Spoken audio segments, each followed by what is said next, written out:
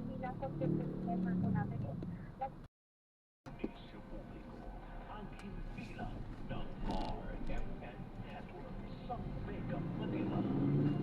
Ay sara at online. Ang bawat banal na video at susunod na programa ay hindi salamin sa pananaw at opinion ng DZXL, Private RMN Networks at ng management. Oras na para ating pag-usapan ang pangangalaga ng ating mga kalusugan mula sa Herbs and Nature Corporation. Inihahatid ang kaagapay sa kalusugan. Mga kaibigan, ngayong pong hapong ito ay pag-uusapan natin ang tungkol sa Gen Z Vitamin C at ano ay tumulong ng ganitong klase ng vitamina sa panahon ng pusong sakit na gaya nitong tag-ulan. Kaya sumali po kami isang buong oras sa ating pong tuloy-tuloy na mga talakayang pangkalusugan. Dito lamang sa Kaagapay sa Kalusugan!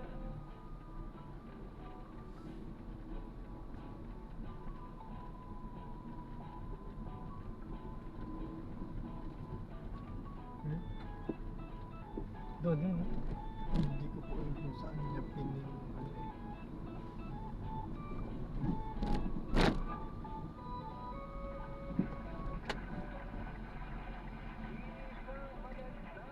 Magandang hapon ang aming bati sa lahat. Hi, hello, and welcome to Kaagapay sa Kalusugan, mga kaibigan. Kumusta na po kayo and welcome to the program. Natutuwa ka habagat na posible po na makapag Miyembro ng Iglesia ni Cristo sa EDSA People Power Monument. Kabilang dito ang driver ng bus na umabante para harangan ang EDSA at naatrasan ang isang pulis. Huwaman na dinampot din ang lalaking nanuntok umano ng pulis.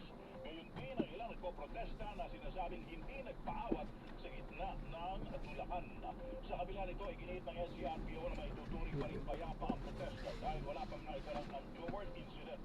Wala pang panibagong datos sa dami ng mga lumahok, pero sa tala kanina alas 11 ng umaga, tinatayang 10,000 ang lumahok sa Garner Jump.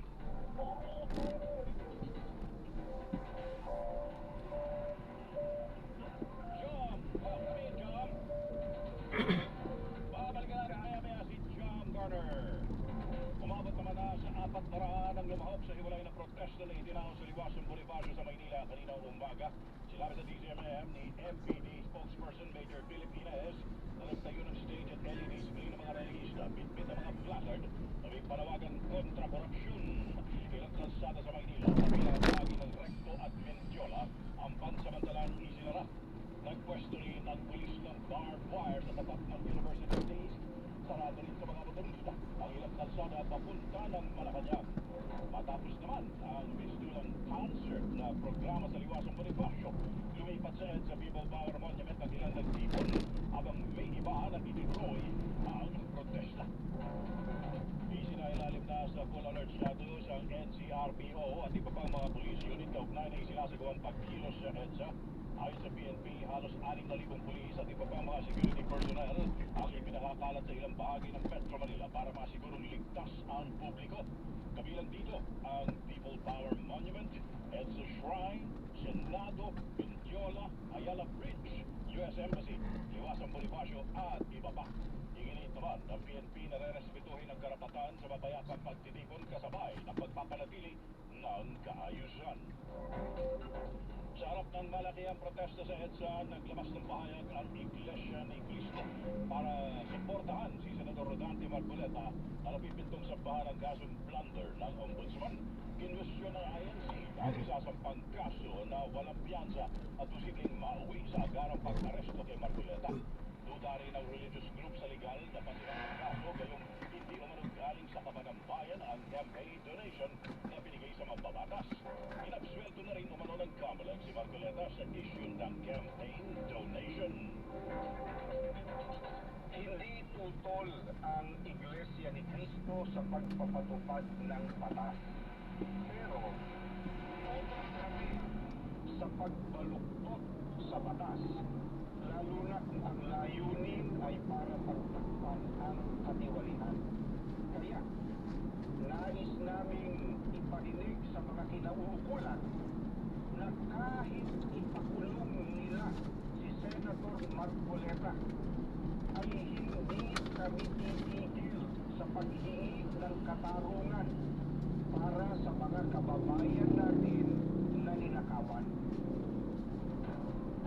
Bumuelta rin si Senator Marcoleta sa nakatagdang pagsampa ng kasong plunder ng Office of the Ombudsman laban sa kanya. Kaugnay na kumanay hindi dinaglarang 75 million pesos na campaign donations noong 2025 elections. Sa video statement, inakusahan ni Marcoleta ang ombudsman na si Jesus Crispin Remulla bilang utak umanoon ng pagsasampa ng kaso na posibleng nagbugat sa investigasyon sa maanomalyang flood control projects habang siya ay chairperson pa ng Senate Blue Ribbon Committee. Naniniwala rin si Marcoleta na may kinalaman ng pagsampa ng kaso para pigilan siyang lumahok sa impeachment trial ni Vice Presidente Sara Duterte na magsisimula sa Lunes. Muli namang nanindigan ng senador na wala siyang ginawang mali at iginiit na tapat siyang naglilingkod sa bayan. Taon na nang tiniyak na Marcoleta na hindi niya aanumahan ang posibleng pag-aresto sa kanya. Alam kong gagawin nila ito. Alam kong aarestuhin nila ako. Alam kong ikukulong nila ako. Ngunit hindi po dahilan yan para tumigil ako sa paglilingkod sa inyo. Dahil po sa mahirap na kalagayan natin po, kaya ikiusap ko sa inyong lahat, wag po tayong pumayag na basta-basta na lang nila puluktutin ang katwiran. Pinunari ni Marcoleta ang kapwa senador na si Bing Lacson na misulang may alam umano sa pagsasampa ng kaso matapos ang pahayag na siyang pang senador ang posibleng kasuhan. Pero buwelta ni Senador Lacson, walang kinalaman sa impeachment trial ang pagsasampa ng kaso ni Marcoleta at hypothetical lang ang nabanggit na siyam na senador na posibleng sampahan pa ng kaso. Tumanggi naman magkomento si Senate President Sherwin Gatchalian kaugnay na nakatagdang pagsampa ng kaso ni Marcoleta, pero iginiit na iginagalang ang protesta ng mga taga-suporta ni Marcoleta. Depende naman ang Supreme Ombudsman ang nakatagdang pagsasampa ng kaso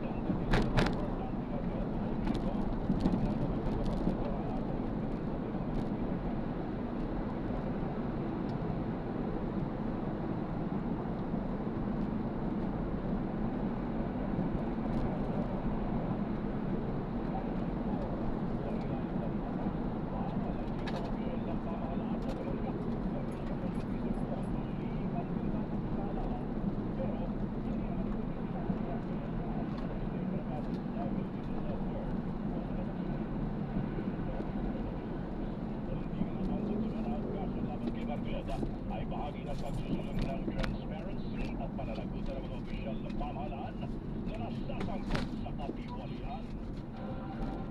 Ang kaso kasi ng 150 million pesos. So, yung 75 million is well above that. Ngayon, hindi naman niya dineclare sa kanyang SOSEC. So, sa formula, hindi niya dineclare. Ibig sabihin, hindi niya ginamit or hindi niya dineclare para sa campaign yung 75 million. Hindi niya dineclare yung 75 million sa kanyang salary. At by his own addition, nakuha siya ng 75 million from 3 donors. Dagdag pa ni Clara na sa kasama sa sasampahan ng kasong plunder ang mga campaign donors ni Marcoleta, kabilang si dating Congressman Mike Defensor at mga negosyante sina Joseph Espiritu at Aristotle Viray. Tiwala naman ang ombudsman ng malakas ang kanilang isasampang kaso. At kumabot po tayo muli dun po sa EDSA People Power Monument. Kunin natin ang pinakabagong detalye mula kay Radio Patrol, John Garner. John! Ngunit umahal na sa 13,000 ang ilang ng mga miyembro ng Iglesia ni Cristo at mga kapanalig at mga taga-suporta ng dating Pangulong Francisco Duterte dito sa People Power dito sa EDSA Shrine. Sa ngayon, nagsasalita ngayon si dating Senate President Alan Peter Cayetano sa nagpapatuloy nila na programa dito. Para pa niya yung sabi kanina si NCKRO General Arthur Cameron at sinabi na ito nananatiling General kung po ng mga miyembro ng ISP. So, hindi din niya na ipatutupad ng PNP ang maximum tolerance sa mga legislative. Hindi atake ng Internet nito. Samantala, sinabi naman Vice President Sara Duterte na tumasa lang ang ilang protesta ng mga miyembro ng Iglesia ni Cristo sa EDSA ngayong araw. Kumaling lumalakas ang demonyeto ng publiko laban sa kasalukuyan administrasyon. Ayon kay Atty. Sara, mula pa noong 2024 ay paulit-ulit na umaling pinapatikot ang umaling mahinang pamamahala ng administrasyon at ang katiguan nitong tugunan ang tunay na suliranin ng bansa. Ayon sa Vice Presidente, ang patuloy na nahaharap ang maraming Pilipino sa mas mataas na presyo ng bilihin o wala na nasiyakan ng trabaho at tumataas na gastusin araw-araw ay nananatili namang kumanong malayo ang Pangulo sa nararanasang pagsirap ng mga mamamayan. Inakusahan din ng Duterte ang administrasyon na sa halip na lutasin ang mga problemang ito ay ginagamit pa umano ang sistema ng hustisya para patahimikin ang mga kritiko. Ay ang pinakabalang kaso at ikinupulong ang mga nagsasalita laban sa mga umaling korupsyon at pag-abuso ng kanyang sayahan ng administrasyon o pamamatiko sa Pangulo kabilang mga paratang sa unay na umaling paggamit ito ng politika na droga. Dagdag ni Duterte, ang ganitong mahakang ay nagdudulot ng pangamba sa kalagayan ng kalayaan ng pamamahayag para nagutot sa ilalim ng sistema urasa at hindi ito manong espasyo para sa lihiging oposisyon. At yan, ang kanilang konfirmado, sigurado, ito ang Radyo Patrol, John Garner, CMM. Maraming salamat, John Garner. Iibang Presidente Alan Cayetano ang publiko na sumama sa kilos protesta. Balita mula sa Senado, hatid ni Radyo Patrol, Robert Mano. Kuya Robert. Iibang Presidente Minority Leader Alan Cayetano ang mga Pilipino magdalawag sa mga kilos protesta sa EDSA at sa kanilang mga komunidad upang maipakayad ang kanilang paninindigan sa mga napapanahong isyu sa bansa. Ay di Cayetano, ang unang mahalagang hakbang ay panalangin dahil lanya malaki ang nagagawa nito. Hinikaya't piniya ang publiko na maging aktibo sa pagpapahagi ng impormasyon sa pamamagitan ng Facebook, Instagram, Viber, WhatsApp at iba pang social media upang mas maraming Pilipino ang mamulat anya sa mga nangyayari sa bansa. Now, if hindi kayo makakapunta sa EDSA, pero meron kayong maliit na community, mag-tipon-tipon po kayo. Kesa po, 20-30, i-post nyo sa social media. Bakit po ito importante? Dahil sa bawat action, may reaksyon. Pagkalapan ni Cayetano, kung mananatiling tahimik ang publiko, maaaring walang maisip ng gobyerno tinatanggap ng mamamayan ng mga hakbang nito kabilang ang kanyang paggamit sa batas upang pundigin ang mga kritiko. Gisa ni Cayetano, hindi dapat ipaupaya lang sa korte ang sabihin kung ang batas ay nababaluktot at nagagamit bilang kasangkapan laban sa mga kalaban sa politika. At yan ang balitang kumpirmado. Sigurado, ito ang Radyo Patrol. Robert Mano, DZMM. Maraming salamat, Robert Mano. Kinansela na ni Pangulong Marcos Jr. ang ilang mga scheduled na aktibidad sa labas na Malacanang ngayong araw. Kasunod nga ng malakihang protesta ng Iglesia ni Cristo sa EDSA. Nilabi ni Presidential Communications Secretary Dave Gomez na hindi na dumalo ang Pangulo sa inaugurasyon ng Marine Clean-Up Vessel para sa pangasiwa ng basura sa Manila Bay. Gayon din sa luncheon sa Foreign Correspondents Association of the Philippines sa Makati. Tuloy naman ang dalawa pa aktibidad ng Pangulo sa Palasyo. Dagdag pa ni Secretary Gomez, patuloy na nakamonitor ang Pangulo sa sitwasyon sa EDSA. Kinumpirma ni Gomez na tuloy ang biyahe ng Pangulo papuntang Canada bukas para sa working visit hanggang July 4. Hindi naman itinuturing na banta ni Pangulo Marcos Jr. ang pagtitipon ng mga miyembro ng Iglesia ni Cristo sa EDSA. Balita mula sa Malacanang, ating ni Radyo Patrol, Christian Yosares. Christian? Ayon kay Palace Press Officer at Communications Undersecretary Claire Castro, alam ng Pangulo ang kanyang ginagawa para sa taong bayan at hindi dapat maging hadlang sa pagpapatupad ng batas ng administrasyon ang interes ng sinumang individual o grupo. Nagtataka lang ang Pangulo kung bakit kinailangan pauwi sa pagtitipon ng INC members ang anunsyo ng Office of the Ombudsman na sasampahan ng kasong plunder. Senator Dante Marcoleta sa Miguel Bayan.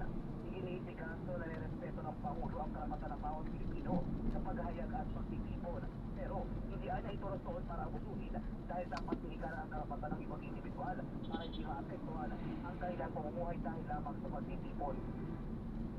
Yung rally kanina madaling araw ay nabigyan naman agad ng impormasyon ang Pangulo.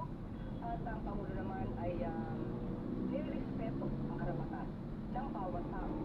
Ang freedom of expression, ang freedom of assembly,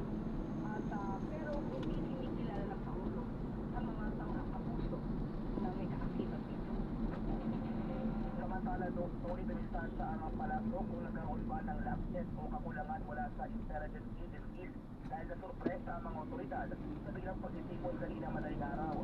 Ayon kay Jose Castro, hindi naman mga rebelde o terorista ang nagtipon, kundi mga pribadong individual na may agenda. Pero mas makabubutihan niya kung DILG at PNP ang sumagot kung paano pinatunugan ang plano ng ICC members na magtipon sa EDSA. At yan ang balitang kumpirmado. Sigurado, ito ang Radyo Patrol. Christian Yusores, DCMM. Maraming salamat, Ian Gonzalez. Sa iba pang balita, isinusulong sa Kamara ang pagbuhay sa investigasyon sa mga maanumalyang flood control projects. Balita mula sa Kamara at Iniland Patrol, Pamela Vasquez, ma'am. Iniayos na Kamara ang House Resolution 1169 na humihimok sa mga kongresista muling siyasaki ng flood control project sa bansa. Ayos na naghain ng resolusyon ng Batangas First District Representative Leandro Limite para kung anong hindi na kontento sa investigasyon ng mga ahensya ng pamahalaan, kaya mas mainam na talakayin ulit ito sa Kamara. Hindi na kongresista may iba pang dapat busisihin tulad ng tatanggit ni Senator Patsilo Lacson, hinggil sa umano'y mga miyembro ng gabinete at undersecretaries na may allocables at non-allocables batay sa dokumento ng yumaong ni DPWH Undersecretary Catalina Cabral. Inihain ni Denise ang resolusyon sa harap ng mga protesta nitong linggo at ngayong araw sa EDSA. Dagdag ng kongresista, ang naturang issue ay usapin ng checks and balances at paggawa o pagsulong ng mga panukala para hindi na maulit pa ang ganitong uri ng katiwalian. Yan ang balitang sigurado. Sigurado, ito ang Radyo Patrol. Pamela Vasquez, DCMM. Maraming salamat, Pamela Vasquez. Department of Justice sa Office of the Ombudsman kung gagawing state witness sa dating Public Works Secretary Manuel Bonoan sa maanumalyang mga flood control projects. Balita mula sa DOJ, hatid ni Radyo Patrol, Steve Raz. Steve!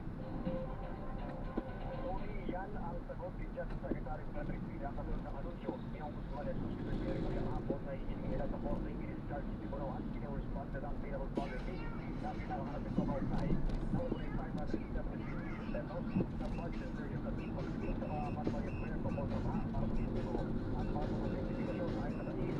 Wala nang kaso inahawakan ng DOJ dapat si Bonoan dahil nasa Ombudsman na ang kaso.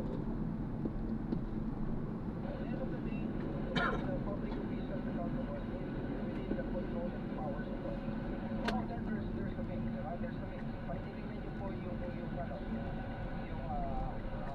basically sa spectrum of being a state witness, meron sa DOJ na state witness, meron din sa powers nila ng ombudsman.